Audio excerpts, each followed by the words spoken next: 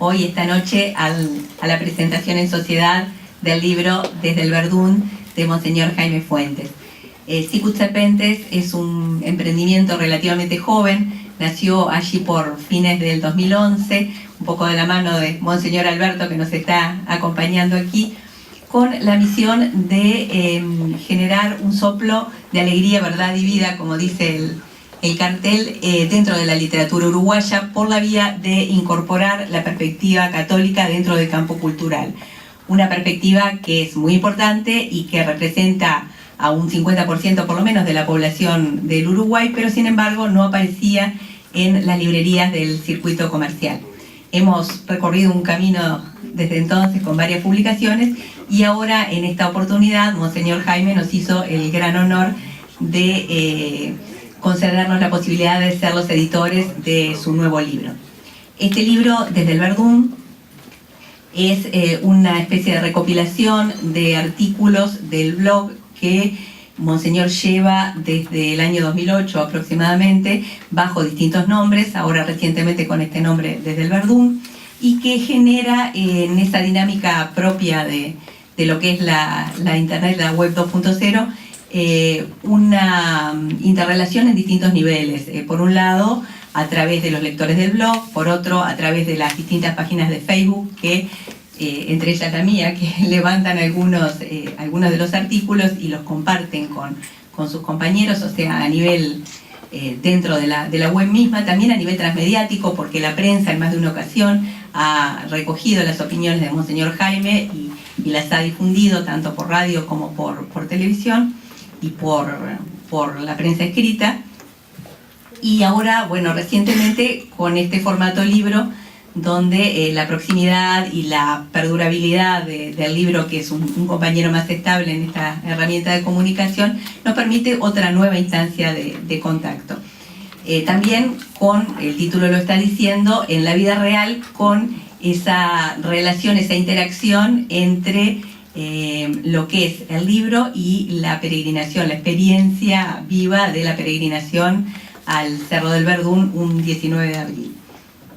El libro, como les decía, es una recopilación de artículos, está dividido en 6 partes, ordenados temáticamente, y estamos hablando de artículos, pero también podría decirse, bueno, para estar un poco más a tono con lo que es el medio en el cual se produjeron originalmente, con post del blog, pero dentro de, ya hablando del tema género, como que es más amplio, no se queda simplemente en artículos, porque artículos son un poco al artículo periodístico, y hay algo de eso, hay artículos netamente periodísticos, pero también dentro de todos estos textos que Monseñor comparte, hay documentos vivos, documentos que hoy nos dicen cosas a nosotros, no documentos que quedaron en el pasado y ya no tienen relevancia, que son rescatados y puestos a disposición de los diferentes lectores del libro.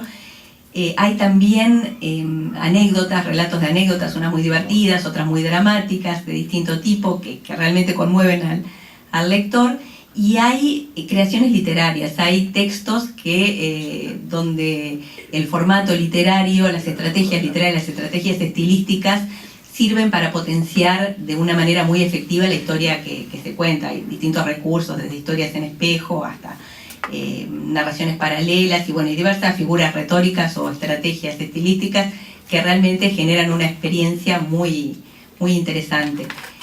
Y siempre dentro de ese estilo periodístico que tiene Monseñor Jaime a la hora de escribir, que es al mismo tiempo muy sencillo, muy cercano en cuanto al tono narrativo, también breve y realmente comunicativo, ¿no? que realmente nos transmite qué es lo que quiere decir de una manera directa. Yo me había anotado una frase porque obviamente el título hace referencia a la peregrinación a la Virgen del Verdún. Dice en su introducción Monseñor Jaime que hasta que un 19 de abril alguien se acerca al Verdún, no conoce de verdad al pueblo uruguayo. Hay muchas anécdotas en el libro que son muy gráficas y que nos permiten vivir de manera vicaria esta peregrinación para aquellos que no la han hecho nunca. Yo les confieso que nunca lo había hecho.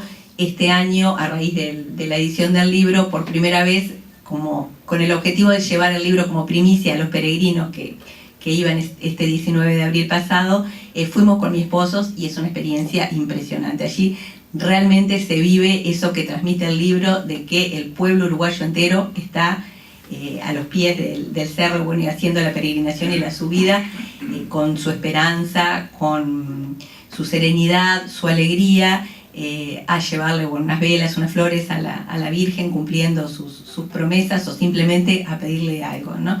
Al amparo de la Madre todo se resuelve en esperanza, es la frase al respecto que usa Monseñor Jaime. Realmente es una experiencia impresionante, de la cual uno sale con la convicción de que podrá decirse que Uruguay es cualquier cosa, pero no ese país agnóstico que tantas veces nos quieren vender. Y esta convicción se refuerza a partir de las entradas en el libro, las diferentes entradas por las cuales puede acceder el lector, porque al ser una cantidad de textos breves y a su vez compartimentados en distintos espacios, permite distintos accesos para comenzar la lectura.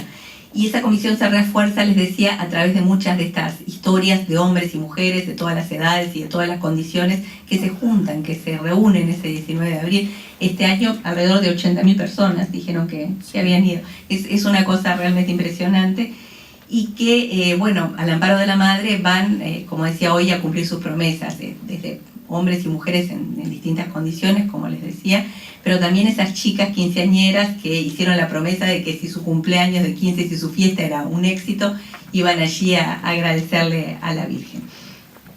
Por otro lado, está esa intertextualidad, no exactamente intertextualidad, pero sí esa relación virtual con la peregrinación, con el Cerro del Verdún y con los textos del blog. Pero también Monseñor Jaime, y esto también me lo anoté, habla de que aprovecha esta ocasión para intercalar reflexiones de sus recuerdos e impresiones que renacen al contemplar desde el Verdún al Uruguay entero, su gente con sus agobios y sus esperanzas, y las comparte con el lector en ese estilo coloquial y cercano que les decía yo hoy, de una forma en que nos hace emocionarnos, nos hace pensar, nos hace sentir reconfortados, porque desde lo dramático o desde lo que es simplemente dinámico y alegre, pero particularmente lo dramático, está todo impregnado de esa sana alegría cristiana que nos hace salir del libro reconfortados. Entonces, un poco mi idea es reiterarles esa invitación que hace en las páginas Monseñor Jaime: vengan al Verdún. Yo les propongo así que vayan al Verdún si tienen la posibilidad, y en particular un 19 de abril, pero también que se acerquen al Verdún, que vayan al Verdún a través de las páginas de este libro. Y ahora los dejo entonces con los presentadores. A continuación hará uso de la palabra el profesor Nelson Pilosof. Es licenciado en Filosofía y desde 1958 profesor de esta disciplina. Fue encargado de Cultura y Prensa de la Embajada de Israel en Uruguay.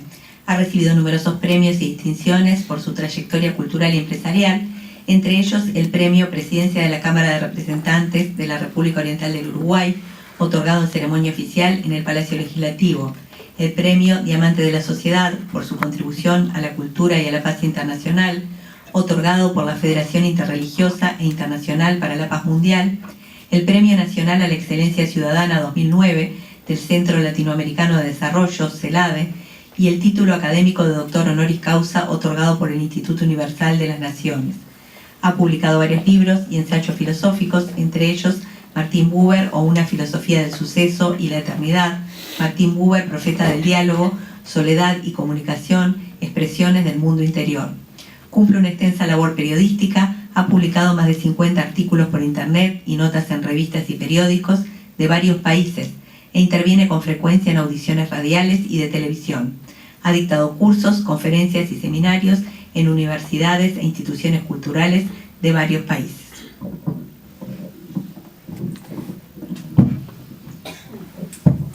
Muy buenas noches.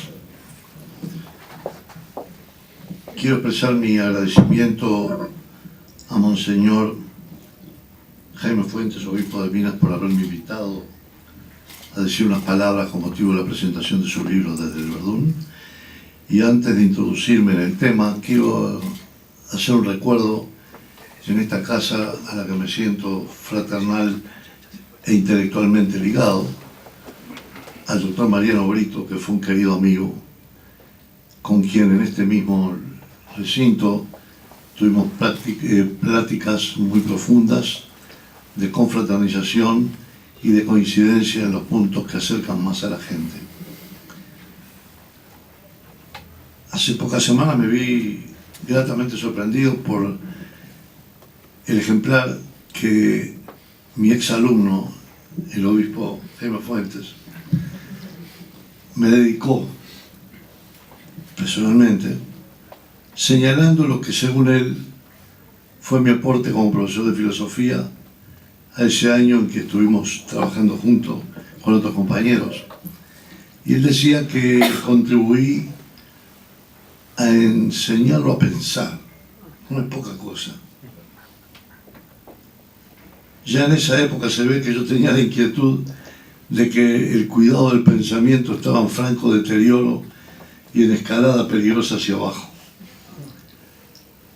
De modo que usted me hizo un gran obsequio de su libro y lo mejor que un alumno le puede decir a su profesor, especialmente si el profesor lo es de filosofía. De modo que tuve el privilegio de tener a un alumno que lejos estaba él seguramente de saber a dónde le conduciría el destino, así como tuve a otro que hoy es rabino en los Estados Unidos.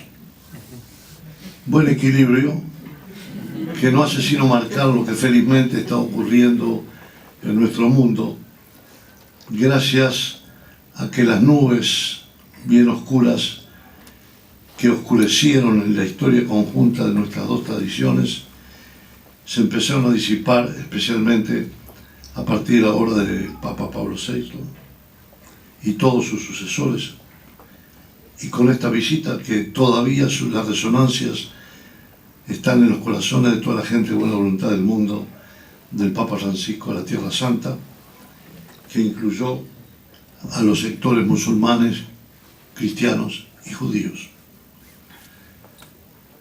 Leí con mucho interés el libro de Del Verdún y creo que el símbolo del Verdún representa un poco el compromiso que como sacerdote el obispo Jaime Fuentes eligió para su vida. Hay una profunda vocación, un sentido de responsabilidad y un amor a la tarea.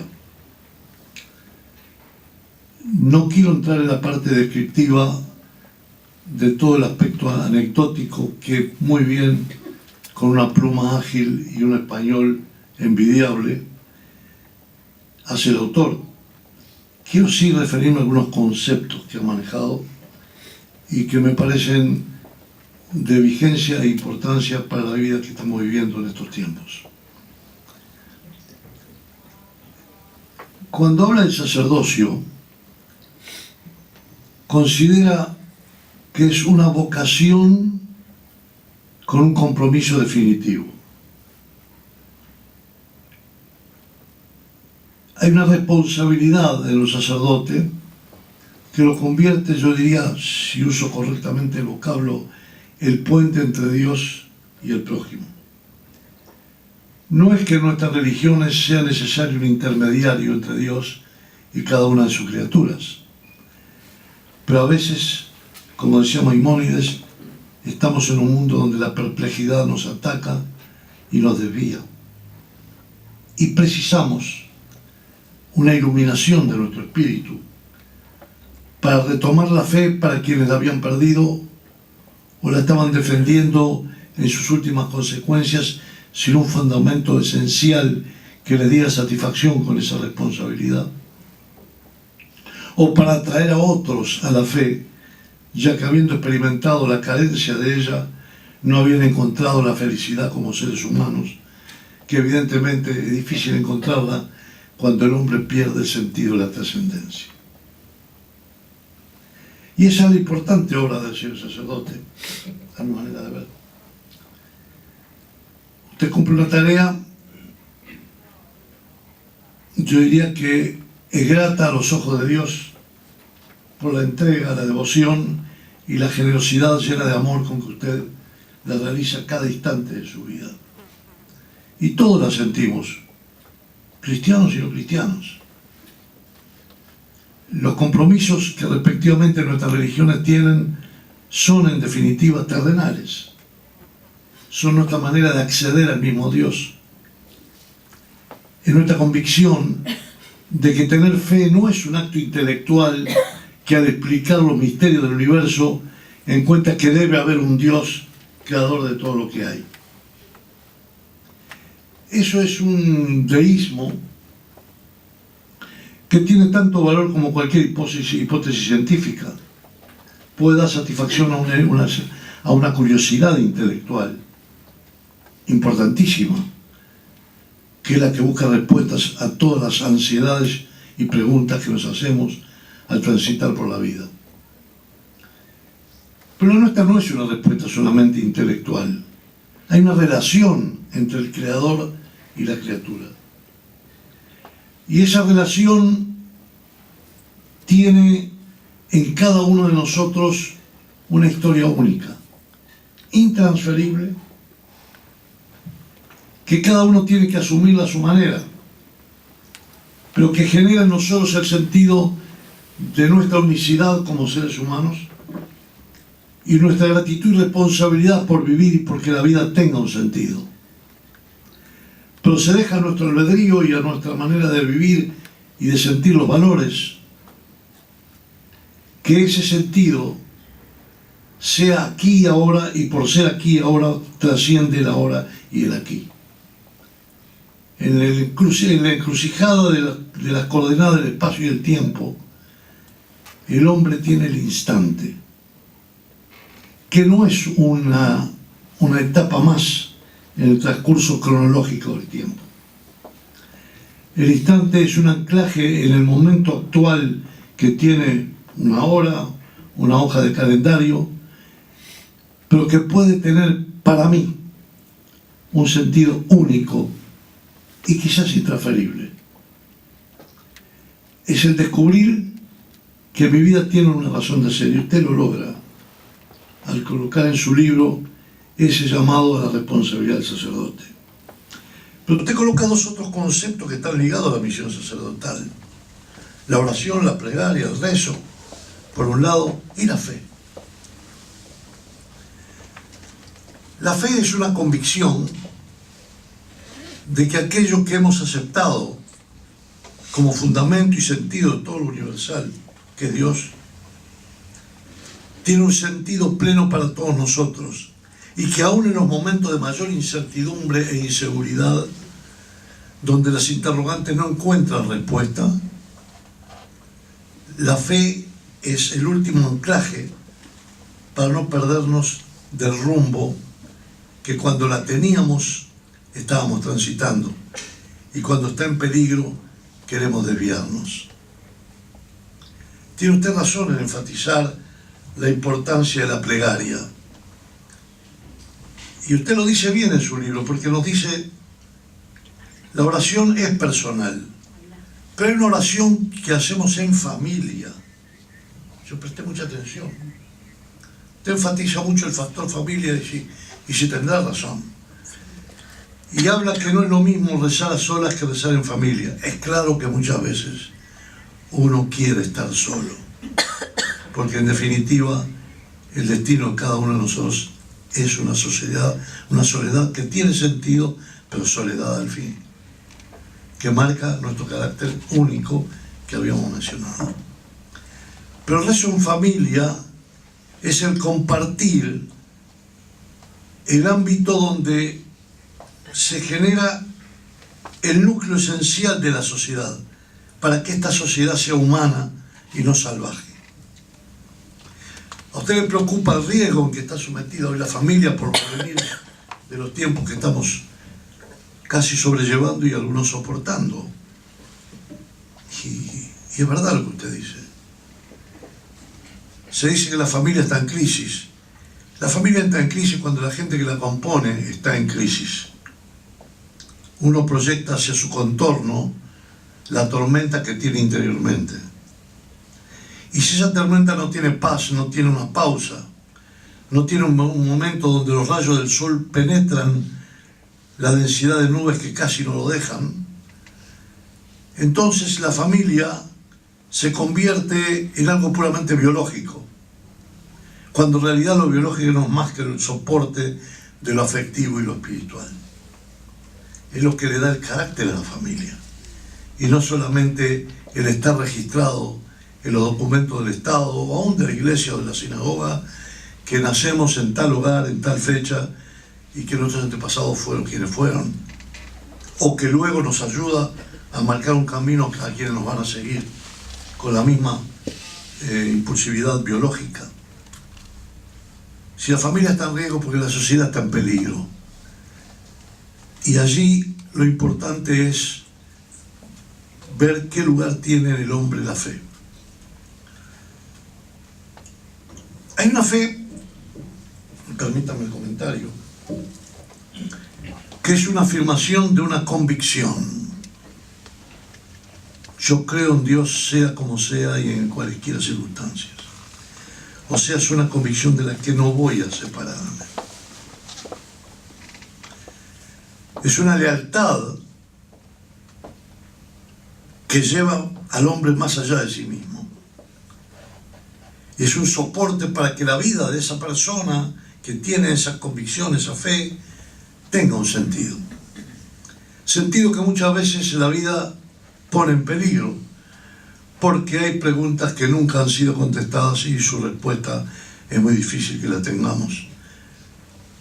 No le voy a decir a los cristianos que han sido mártires, y lo están siendo hoy día,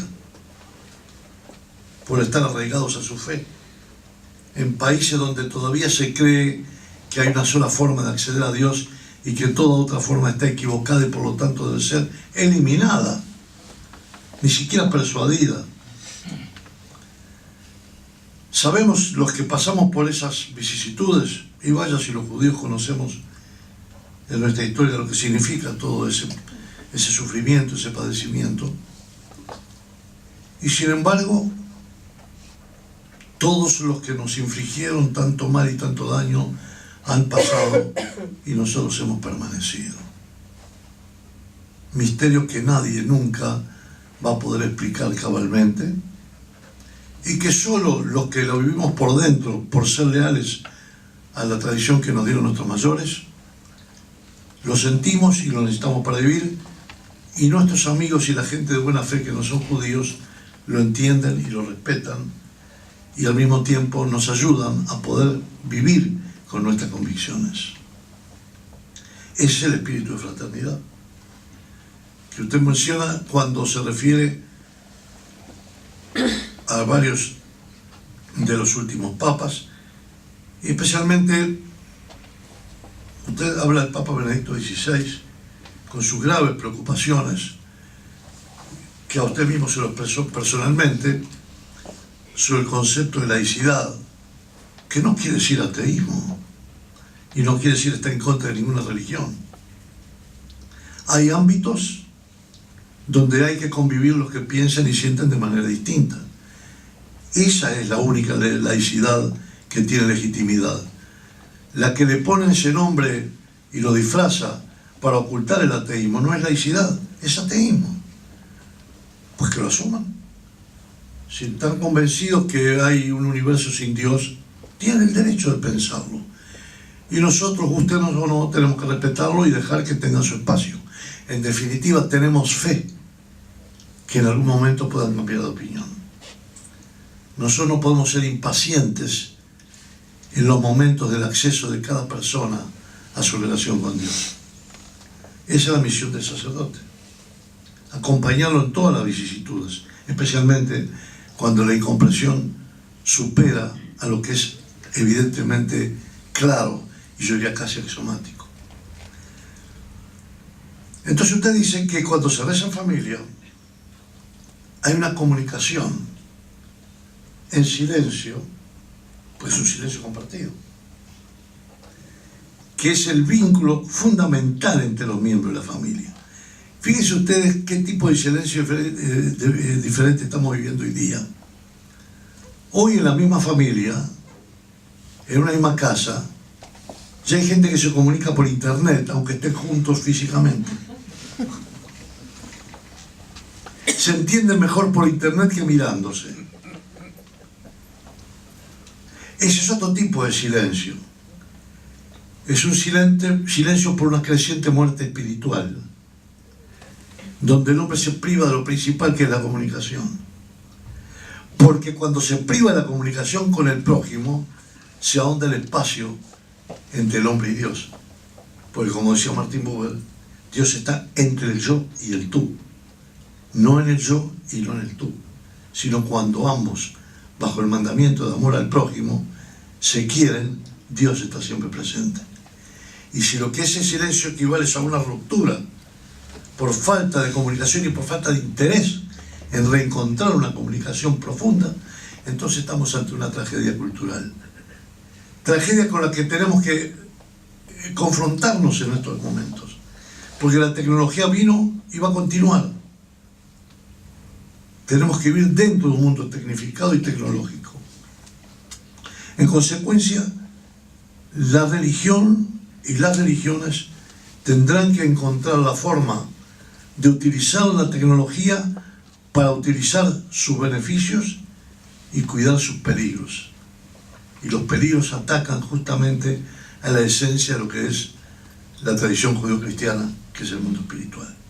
Hay otros aspectos del libro, no quiero detallarme, en realidad quien importa que hablo es el padre Jaime Fuentes, pero déjame decirle que yo leí con suma preocupación la incidencia directa que usted tuvo sobre algunos temas que le afligen a la sociedad uruguaya en particular.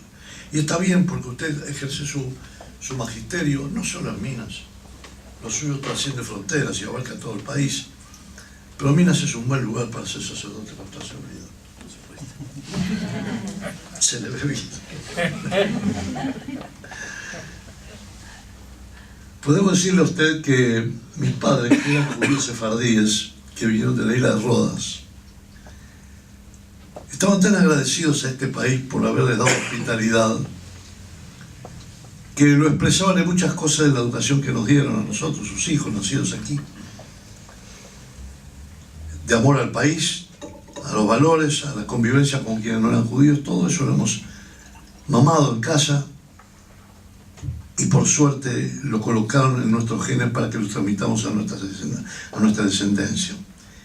Pero había tres fechas que ellos celebraban todos los años y nos llevaban. Una era el Verdún. En esa época yo no entendía por qué tenía yo que hacer en el Verdún, porque al mismo tiempo me mandaban a la sinagoga para que fuera un buen judío y me llevaban para que viera el Verdún. Es cierto, no hacíamos la peregrinación, pero acompañábamos toda la excitación religiosa que allí existía. Y yo veía eso y a la larga comprendí que ellos querían que aprendiese a convivir con los cristianos. Y encontraron que si para los cristianos el Verdún tenía tanta fuerza simbólica, ese era el lugar. Y aprovechaban que un cliente de mi padre vivía en Minas y siempre alrededor de esa fecha nos invitaba a vivir en su casa.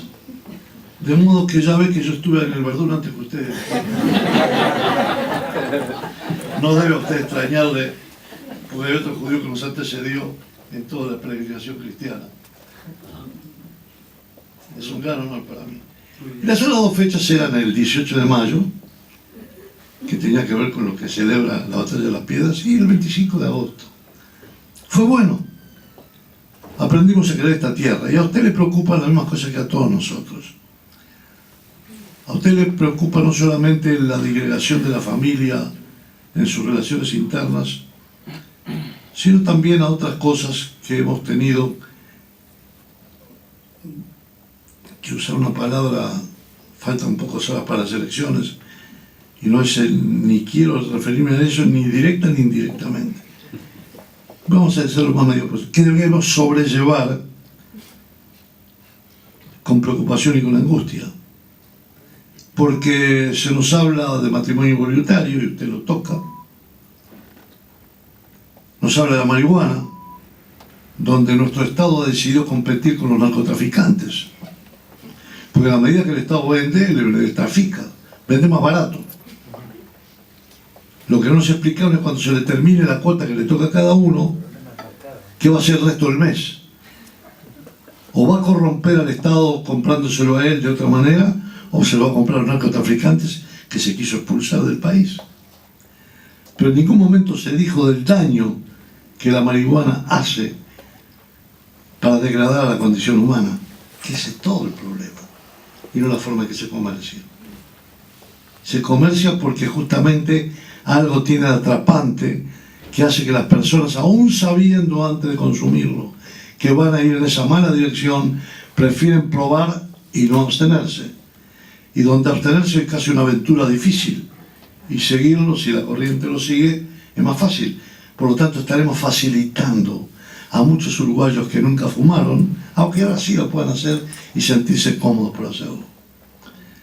Habla también usted del tema del aborto, un tema absolutamente delicado, e insinuó una preocupación donde vamos a desembocar con el tema de la eutanasia. Bueno, todas esas inquietudes están en este libro que tiene pocas páginas y que dice tanto. Es que un gran escritor tiene siempre esa virtud, decir mucho con poco.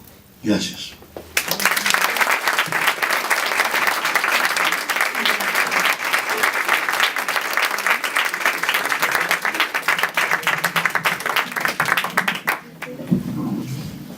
Bueno, por último nos queda escuchar al autor, que ya está más que presentado, pero simplemente a forma de recordatorio diremos que Monseñor Jaime Fuentes fue nombrado obispo de Minas por el Papa Benedicto XVI el 16 de octubre de 2010. Estudió periodismo en la Universidad de Navarra y en ello obtuvo el doctorado en teología. Antiguo profesor de la Universidad de Montevideo, de esta casa de estudios, y de la Facultad de Teología del Uruguay, autor, entre otros libros, de Católicos en el Uruguay, 1985, Cuba era una fiesta, 1988, Luchar por amor, recuerdos de San José María Escrivá, y Todo por medio de María, en el 2010 es miembro de la Pontificia Academia Mariana Internacional.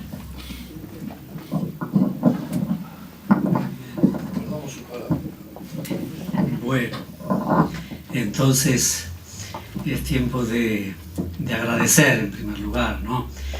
Porque si siempre es tiempo de dar gracias a Dios, darle gracias por esta reunión de amigos. Dice la Escritura que un amigo es un tesoro. El que encuentra un amigo encuentra un tesoro invalorable. Cuando uno está rodeado de tantos amigos, bueno, no tiene medida. El motivo que nos reúne, publicar un libro, realmente es, pues saben, publicar un libro pienso que tiene algo de aventura, tiene mucho de trabajo, de vencimiento de la pereza fundamentalmente, al menos en mi caso. Y tiene bastante de trascendencia. Quiero decir algo que ya han dicho, ¿no? Pues si me pongo a hablar en lenguaje actual, que es lo que corresponde, diría que es un libro selfie. Oye, que hablar es un libro selfie, copy and paste. Esa es la definición, ¿no? O sea, es selfie porque es obvio que es mío y lo he traído de... Bueno, entonces, pero más allá de eso, el libro tiene un carácter de permanencia que no lo tiene ninguna red social, que no tiene ningún blog, ningún medio actualmente cibernético, etc., ¿no? O sea, el libro está ahí, queda ahí, está en una biblioteca, en una mesa de luz. Tal vez hoy o mañana o dentro de 20 años alguien lo tome, lea una página, lea dos, y se producirá un encuentro. Un encuentro. Quiero subrayar esta palabra. ¿Por qué? No sé si ustedes saben que el próximo domingo en la Iglesia Católica vamos a estar celebrando la Jornada Mundial de Comunicaciones número 48. El lema que eligió el Papa Francisco para esta jornada del domingo próximo es la comunicación al servicio de una auténtica cultura del encuentro. Este es el tema. Yo quisiera leerles unas poquitas líneas de su mensaje para esta jornada, ¿no? Dice, por ejemplo, el Papa: comunicar bien nos ayuda a conocernos mejor entre nosotros, a estar más unidos. Los muros que nos dividen solamente se pueden superar si estamos dispuestos a escuchar y a aprender los unos de los otros. La cultura del encuentro requiere que estemos dispuestos no solo a dar, sino también a recibir de los demás. Los medios de comunicación pueden ayudarnos en esta tarea, especialmente hoy, cuando las redes de la comunicación humana han alcanzado niveles de desarrollo inauditos. En particular, Internet puede ofrecer mayores posibilidades de encuentro y de solidaridad entre todos. Y esto es algo bueno, es un don de Dios. Así lo llama para esta jornada el Papa Francisco. Bueno, un blog es un medio de comunicación. Las redes sociales lo son hoy más que nunca antes, obviamente. El libro impreso, en mi opinión, por ese carácter de permanencia, sigue siendo insuperable. A pesar de que uno diga, bueno, pero yo en el blog puedo comunicar, puedo comentar, el libro está ahí, permanece y se produce el encuentro entre el lector y aquel que ha escrito. Decía que es tiempo de agradecer. El primer agradecimiento es para quien tuvo la paciencia santa de aceptar lo que yo le pedí. Magdalena Cabrera, que me parece que no está aquí, es una excelente periodista, y le pedí, yo tenía 450 posts allí en el blog, y me daba una pereza cósmica ponerme, yo no tenía ni idea, ¿qué habré escrito? No tengo ni idea. Magdalena, tú podrías, seas tan buena como para poder revisar e ir seleccionando. Sí, ¿para cuándo lo necesita? Me mató, fue realmente impresionante. No sé, cuando te venga bien, meses. Bueno, o sea que ese trabajo de leer, de seleccionar, es muy pesado. Eso se lo debo agradecer muy especialmente a ella. Y es lo primero que quería decir. Una vez hecho el trabajo de selección, la parte que le tocaba a mí era ordenar, titular, introducir, mucho más fácil. Darle forma de libro, y darle forma de libro atractivo. Cuando yo estaba estudiando periodismo, había una materia que siempre me trajo, no fue dificilísima, porque no, aparte el profesor era buenísimo, confección y titulación de periódicos, y diagramación de periódicos se llamaba. Aprendí a usar el tipómetro, cosa que eventualmente pasó a la historia, totalmente a la historia, el tipómetro. Con él se medían los textos en una medida que tampoco suena, se llama el Cícero. El Cícero equivale a 12 puntos Didot. El punto Didot es una medida dodecácila que tiene 0,375 milímetros, si no recuerdo mal. Entonces el cuerpo 12 tiene 12 puntos Didot. El cuerpo 14 tiene 12 puntos que forman un Cícero. Pero eso ya no existe, estoy hablando de tiempos antediluvianos prácticamente. Bien, entonces esos conocimientos pueden ser más o menos interesantes. No sirven para nada cuando llega el momento de confeccionar un libro o un diario. Entonces hoy no sirven. Ahí se requieren artistas. Hoy se requieren artistas. Entonces recurrí a una artista que se llama Ela Firpo, que está allá, es así. Yo le pido un aplauso para Ela, porque yo sabía que era artista y sabía que iba a darle la calidad a las páginas que le entregaba, y el resultado ha sido formidable, ¿no? Porque me sugirió incorporar fotos que yo no había pensado, eligió el tipo de letra para el texto, para los títulos, diseñó la tapa. Bueno, a ella tengo que darle gracias de modo muy particular.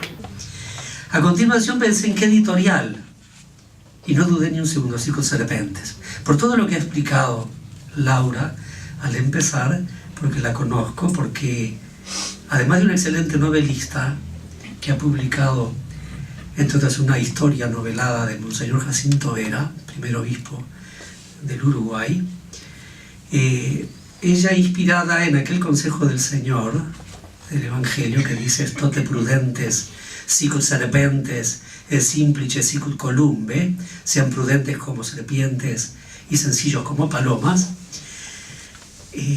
Me pareció que podría gustarle, y me llevé una gran alegría, de verdad, cuando ella y su esposo Pablo leyeron el libro y aceptaron el trabajo de producir el libro. Gracias, de verdad. Muchas gracias, muchas gracias. Y la etapa siguiente fue entonces invitar a 2 amigos para que hablen bien de uno, porque sí, gracias. Es evidente, ¿no? Es evidente. Entonces con Eduardo me une la amistad que él me contó al principio, cuando él asumió la dirección de La Mañana. En 1980, hacía un par de años que yo colaboraba semanalmente en La Mañana. Cambió el director, asumió él, y yo dije, aquí, ¿qué va a pasar? Porque puede decir muchas gracias por los servicios prestados, adiós muy buena, pero no. Resulta que aceptó que continuara publicando y continué durante unos cuantos años, y entre otras cosas tuve esa gran alegría, que se lo agradezco muchísimo, de poder cubrir la información del Papa, la primera visita del Papa San Juan Pablo II a España, ¿no? Entonces esa amistad que perdura hasta hoy, bueno, es agradecerte, Eduardo, por todas las cosas que dijiste, sacerdote, periodista, etc. Y yo le dije algo que para que no lo dijera aquí, pues ya que estamos lo cuento yo, ¿no? No fuera a ser cosa de que hay una señora en Minas, buenísima, hay gente buenísima por todas partes, ¿no? Y esta señora es muy entusiasta, más que hay muchas señoras entusiastas también, y un día me dijo, Monseñor, yo siempre digo, usted es mucho mejor periodista que obispo. Claro. Entonces yo le rogué que por favor no lo siguiera diciendo, porque esencialmente lo que quiere es un buen obispo. Y esto, bueno, pero en fin, ojalá que quede, que enderece el comentario, porque yo va a guardarlo acá en discreta. Bueno, después con el profesor filósofo, la historia se remonta a los años de la adolescencia, ¿no? Porque bueno, entonces, él era profesor de filosofía en el UDEP. Yo creo que ya no existe el UDEP. Ya no, ¿verdad? Bien, UDEP. Preparaba muy bien sus clases. El libro de texto, si no recuerdo mal, fue el de García Morente, Lecciones Preliminares de Filosofía. Y es verdad lo que me acaba de decir, lo que dijo, que él me ayudó, el profesor y sus clases, y el manual, a empezar a aprender a pensar. No es poca cosa. Retomé el contacto con él hace un par de años, cuando, después de leer algunas observaciones suyas, y después de incorporarme como miembro del ley como obispo en la Iglesia a la confraternidad judeo-cristiana, de la cual es uno de sus cofundadores, el profesor filósofo, me di cuenta que sintonizaba con muchas de sus ideas. Nos volvimos a encontrar, charlamos varias veces, en compañía de otros amigos suyos también, y aquí estamos, ¿no? Yo le quiero agradecer de veras todo lo que ha dicho, alguna exageración, pero se permite. Entonces, sobre el libro. Tan buen amigo como obispo. Muy bien. Perfecto. Ahí ya me gustó más. Lo queremos obispo. Muy bien. Sobre el libro, aparte de lo que ya han dicho, yo solo quisiera agregar que al leer la selección esta de posts, de notas, caí en la cuenta de que no pocos de ellos, insisto en 2 ideas, ¿no? Una, la importancia de la familia como institución básica de la sociedad, dice el artículo 40 de nuestra Constitución, que está basada en la unión indisoluble de un hombre y una mujer y abierta a la procreación de los hijos, don de Dios. Ese es el primer tema. Y el segundo, el cambio que a mi juicio es necesario dar en torno a la educación. La educación. ¿Qué quiere decir eso? Dejar de perderle el miedo a Dios y dejarlo entrar en nuestras escuelas. Ya está. Eso por una parte, y por otra, el apoyo que el Estado debe darle a la enseñanza promovida por los ciudadanos de nuestro país. Me parece que son 2 temas, familia y educación, en los cuales es necesario, que hay que seguir empeñándose, ¿no? Empeñándose. Serenamente, trabajosamente, realmente es un trabajo de largo aliento esto, pero de los trabajos que valen la pena. Hay una tercera idea madre, y es que el Cerro del Verdún, la imagen de la madre que nos cuida desde comienzo del siglo XX, fue en 1901, cuando el padre Giuseppe De Luca, italiano, que entonces ya tuvo la brillantísima idea, inspiradísima idea de colocar una imagen de la Virgen en el Cerro del Verdún. Allí no ha habido ningún milagro, no ha habido ninguna aparición. El caso es que 60, 70, 80, este año dicen 100.000 personas van a la Virgen. Y lo que Laura decía al principio, desmienten esa creencia de que el Uruguay es un país agnóstico, etc., ¿no? Bien. Por eso el título del último post es Vengan al Verdún, vengan al Verdún. Yo creo que con el tiempo, la Madre de Dios, que es nuestra Madre, hará que su santuario del Verdún sea el lugar de encuentro de todos, ¿no? Me encantó esta anécdota que no conocía de los padres del profesor, que lo llevaban al Verdún. Lo llevaban al Verdún. No sé si ellos mismos sabían para qué. Lo llevaban al Verdún. Eso, allí está. Ahí está. Entonces, hablaba de estos temas, ¿no? De familia, de educación y de otros que aparecen en el libro. Quisiera decirles 2 palabras sobre el espíritu, que en mi opinión debe animar el debate de esas cuestiones, ¿no? Y que lo destaca también el Papa en su mensaje, el que cité al principio, ¿no? Fíjense que después de subrayar los indudables beneficios, ese es un don de Dios, Internet, y el desarrollo de las redes sociales, él advierte también, dice, existen aspectos problemáticos. Y dice, la velocidad con la que se suceden las informaciones supera nuestra capacidad de reflexión y de juicio, y no permite una expresión mesurada y correcta de uno mismo. La variedad de las opiniones expresadas puede ser percibida como una riqueza, pero también es posible encerrarse en una esfera hecha de informaciones que solamente corresponden a nuestras expectativas e ideas, o incluso a determinados intereses políticos y económicos. El mundo de la comunicación puede ayudarnos a crecer o, por el contrario, a desorientarnos.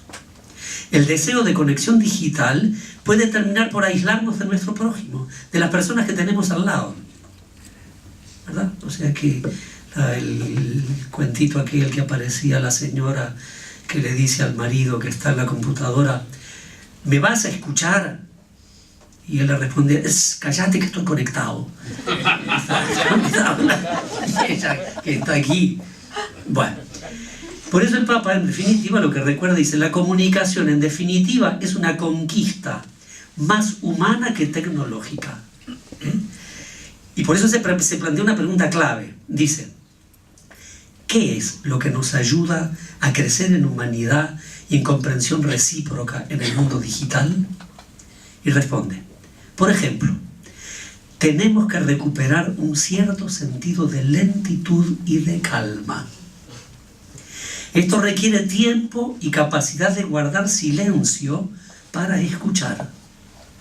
Necesitamos ser pacientes si queremos entender a quien es distinto de nosotros. La persona se expresa con plenitud no cuando se ve simplemente tolerada, sino cuando percibe que es verdaderamente acogida. No basta pasar por las calles digitales, es decir, simplemente estar conectados. Es necesario que la conexión vaya acompañada de un verdadero encuentro. No podemos vivir solos, encerrados en nosotros mismos.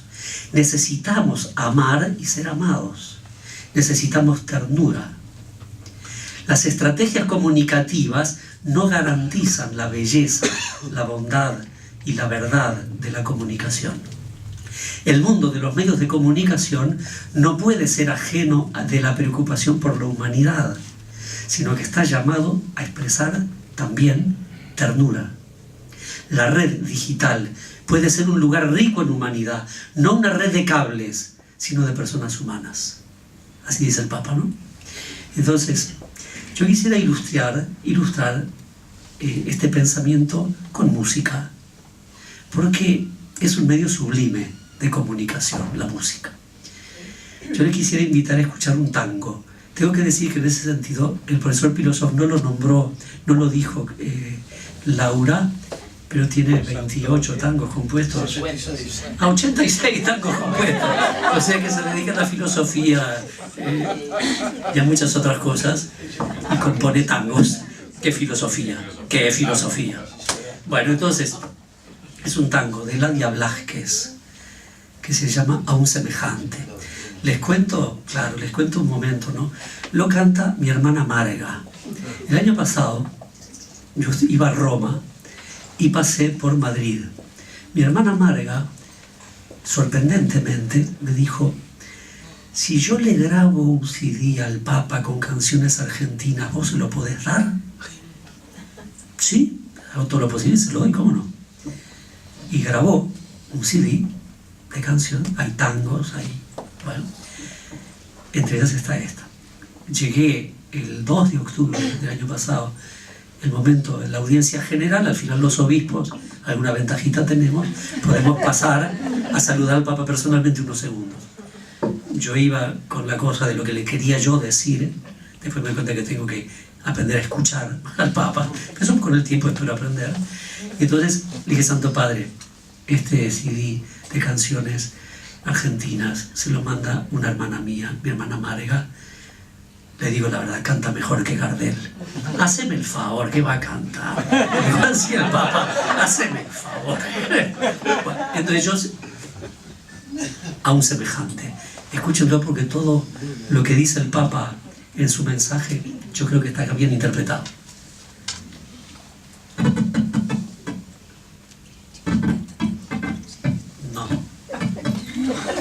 No seas malo. La digitalización es terrible.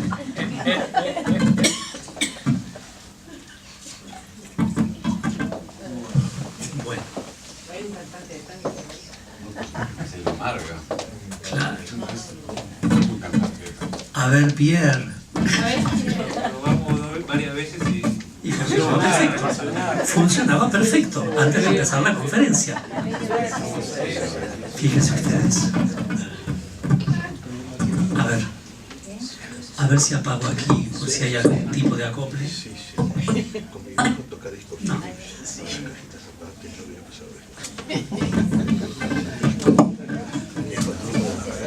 El cablecito de abajo.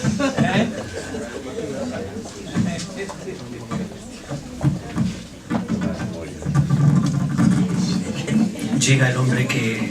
Salvador.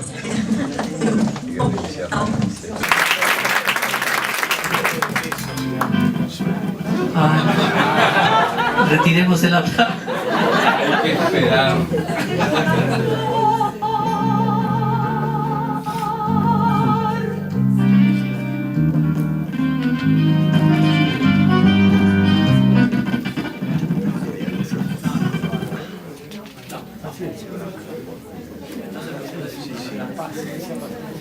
Nos puede mandar por mail. No,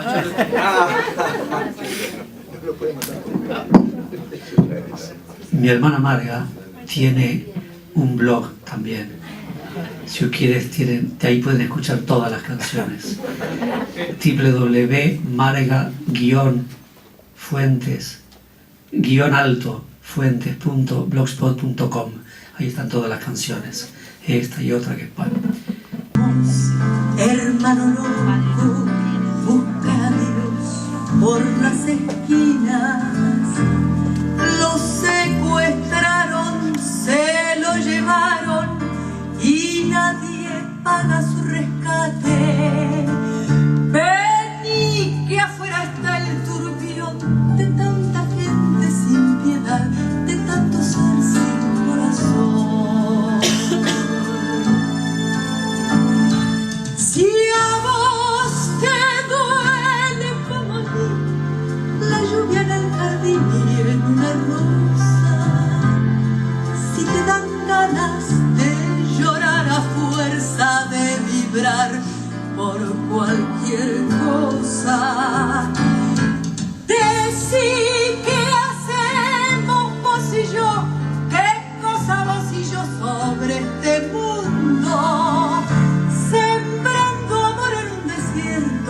Tan estéril y tan muerto que no crece ya la flor.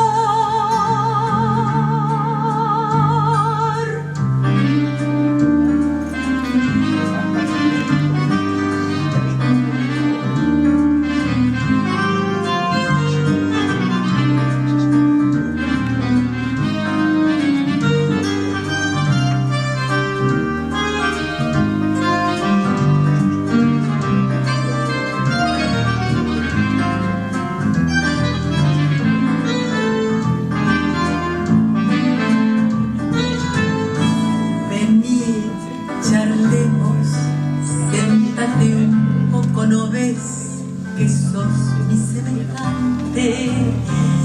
A ver, probemos, hermano loco, salvar el alma cuanto antes.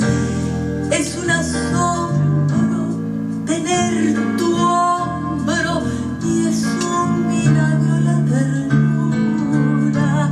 Sentir tu mano fraternal, saber que siempre para vos el bien es bien y el mal es mal. Si a vos te duele como a mí la lluvia en el jardín y en una rosa, si te dan ganas de llorar a fuerza de vibrar por cualquier cosa, decí qué hacemos vos y yo, qué cosa vos y yo sobre.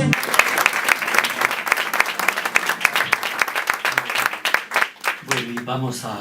y nada más, yo les quiero agradecer mucho por haberme acompañado esta tarde. Estamos haciendo cultura del encuentro. Entonces, gracias a la Universidad de Montevideo, gracias a Librería Aquileo, gracias a todos de verdad por haberme acompañado. Hay estudiantes, algunos, en todo caso, están por allí. Están empezando sus estudios, o los están acabando, pero en definitiva están comenzando, ¿no? Yo quisiera terminar, no me resisto a terminar, ojalá que funcione, Pierre. No me resisto a terminar sin dedicarles especialmente a ellos, y bueno, porque aquí he estado unos cuantos años. Otra canción, la última, que contiene enseñanzas importantes. Es de Alberto Cortés, se llama A los principiantes. A ver qué tal.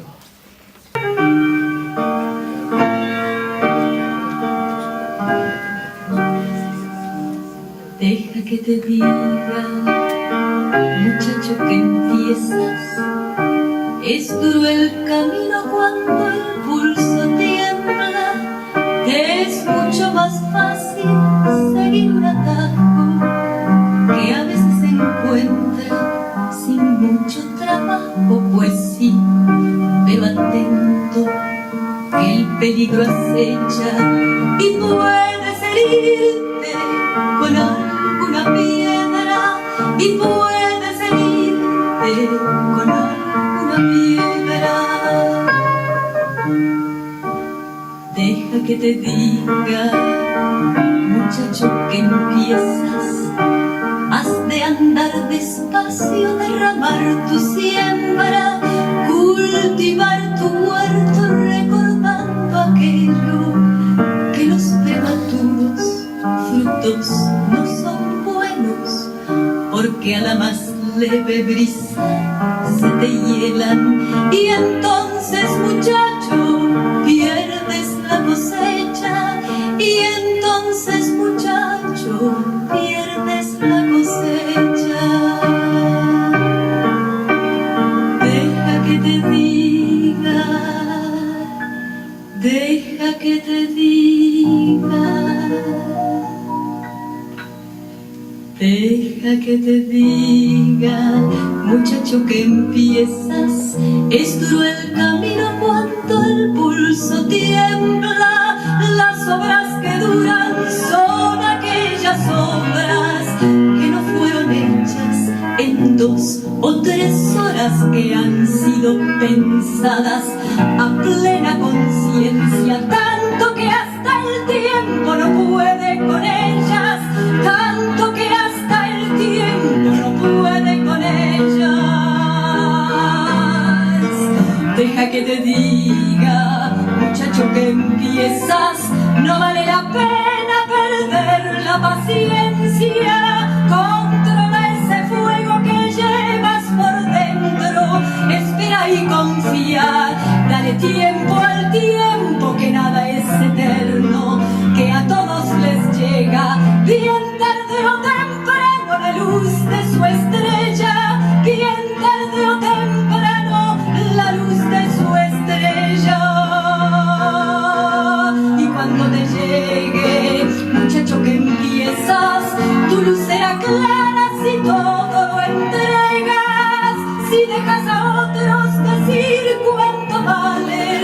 y fijas tu meta más lejos que antes. Si evitas la silla de los conformistas, entonces muchacho serás un artista. Entonces muchacho